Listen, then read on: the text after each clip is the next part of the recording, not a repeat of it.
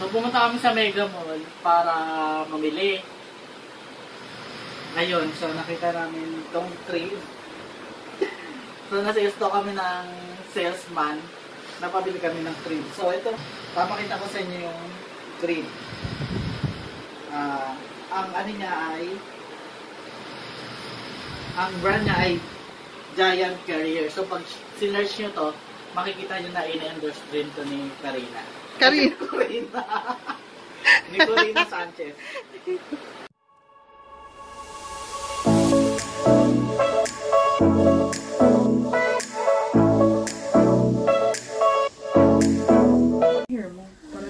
So, hello guys! Welcome back to our channel! Ayan, kompleto ang buong pamilya. Si Mama Kare, si Penpen at ako. Magpapakilala pala ako, no? Kasi feeling ko hindi kasi masyado nababanggit yung pangalan ko. My name is... Say, I am playing Switch. Ayan. Penpen is playing Switch. My name po is Mark. I'm Papa Mark. Papa Mark. Kasi Papa and Penpen. Mag-ano lang tayo today. May... Papa, it's not Penpen, Spencer. Spencer, okay. May good news lang kami guys. Yan, sobrang saya namin kasi finally monetize. Yay! Clap naman mama. What is a monetize? Monetize, we can earn money through vlogging. What? We can earn money through vlogging. You can get money from vlogging. Yeah, so kailangan magsipag ka na. After, actually, parang 5 years. 5 years in total, on and off. Ngayon lang kami, ngayon lang kami na-monetize. Pero yun, ang maganda siguro topic ngayon is yung namin, vlogging journey. Kung saan kami nagsimula hanggang sa ngayon kung ano narating namin. May narating nga ba? Pero at least, di ba? Parang... Wala na, hindi ka na nag-expect ng malaking kita. Kahit nung maunang panahon na nagbibideo kami, parang mamumonetize ba tayo sa status natin. Pero yun, darating at darating din pala yung panahon. Kailangan mo lang talaga, ang pinakasikreto lang talaga ng consistency. Kasi yun yung wala kami dati. Actually, nagsimula kami guys. Si buntis pa si Mama Hari kay Penpen. So yun lang talaga yung pinaka-topic namin, no Mama? Na parang pregnancy, tapos si baby, yun yung pinaka-content talaga namin. Gusto lang din namin talaga ma-document yung pagdating ni Penpen sa amin, dito sa mundo. Diba? Oo.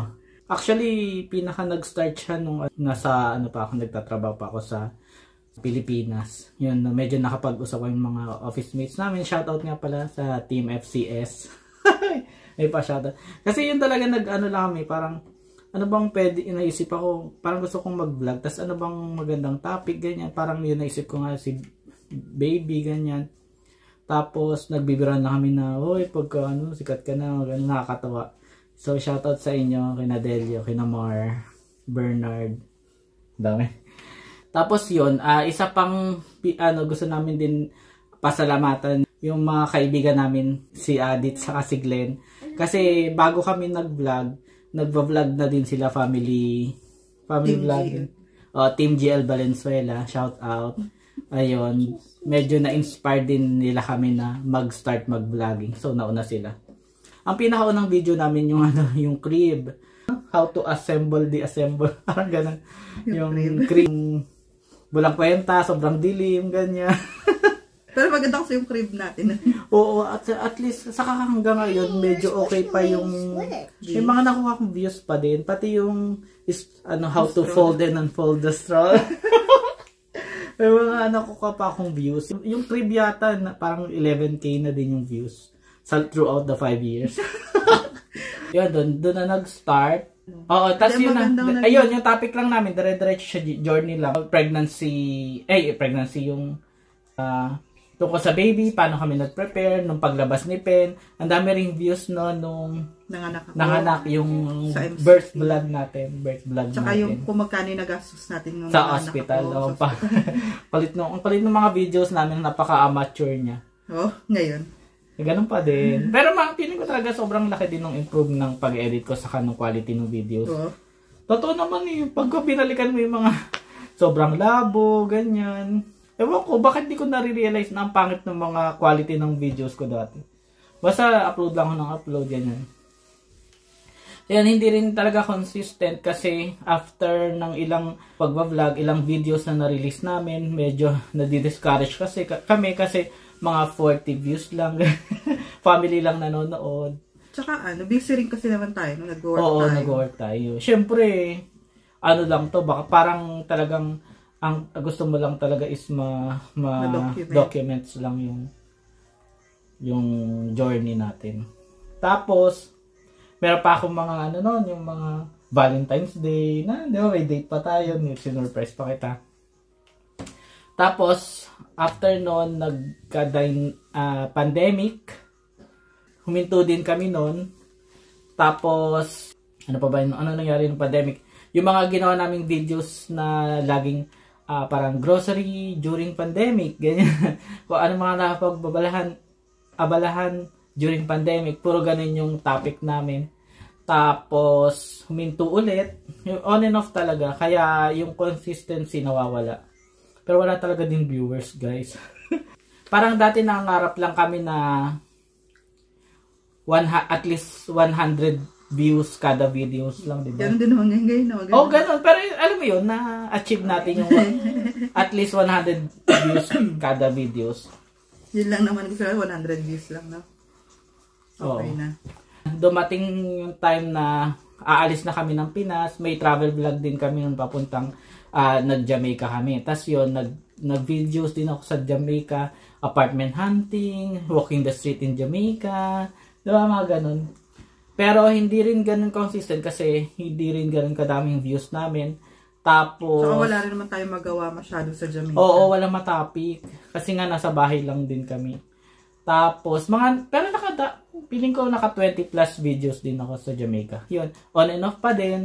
Tapos, wala na akong gana talaga mag-vlog. Kahit nung papunta na kami dito from Jamaica, hindi rin ako nag-travel vlog. I mean, yung travel from Jamaica to Ireland, hindi rin ako nag-ano. Kasi, yung unang-una, sobrang na-stress sa flights noon. Tapos, ang dami nating dala. Mahirap talaga. Wala rin akong magandang cellphone noon. Kaya parang tinatamad na din ako. Tapos hanggang sa yun dito, hindi ako nag-vlog. After 3 months, nag-try kami. Unang-unang vlog namin yung kung anong status na namin, di ba? Nalala mo yun? Yun, nasa kusina tayo. Update ng buhay natin. Tapos nag-house tour. Nung pinakasiguro ako ginanahan nung nag-house tour, kasi tumabo din siya. 1K. Tumabo 1K. Nag-trending. Oo, pagka 1,000 guys na views, sobrang masayang-masaya na kami.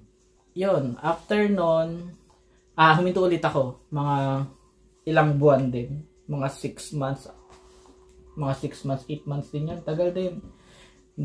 Nawalan din ako ng gana.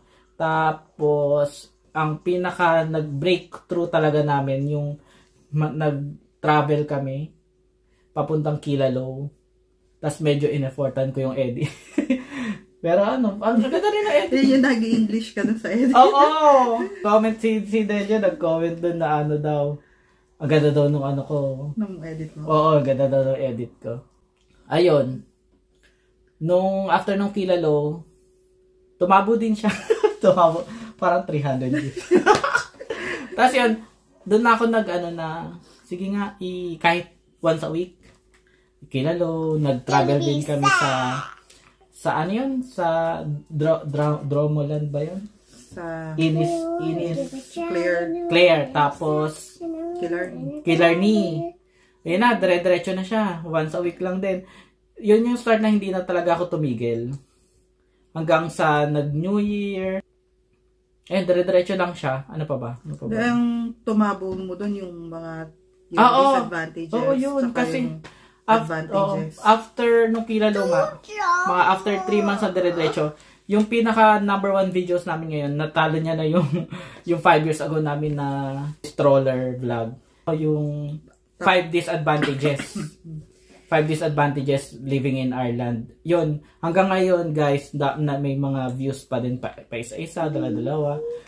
Tapos doon ako nakakuha ng subscribers. Actually, doon rin tumabo yung hours ko. Nung nakita ko yung contribution, di ba 4,000? 4,000 requirements para ma-monetize. Yung 1,000 doon guys, sa 5 disadvantages lang. Diba? Mag-update ka kaya. Oo, sige. Other 5 disadvantages. Tapos ganun cost of living ka din din. Tapos doon na dumadami yung comments. Kaya parang, yun nga, doon din talaga ako nag-drive na mag-upload.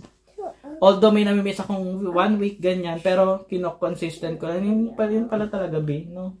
Consistency is the key. Yun lang din yung mapapaya ko. Oh, may payo na. 100 views na per video. Pero at least, di ba, monetize na tayo. Malaki achievement yun. Nagbibigay din kami minsan ng mga informative vlogs. Doon din, yun, informative vlogs talaga din yung mga humahakot din kahit papaano. Umabot ng 300. 200. So, yung mga cost of living. Diba? Cost of living vlog, tsaka yung grocery budget. Oo, yun yung mga malalaking views namin. So yun, etong video na to parang,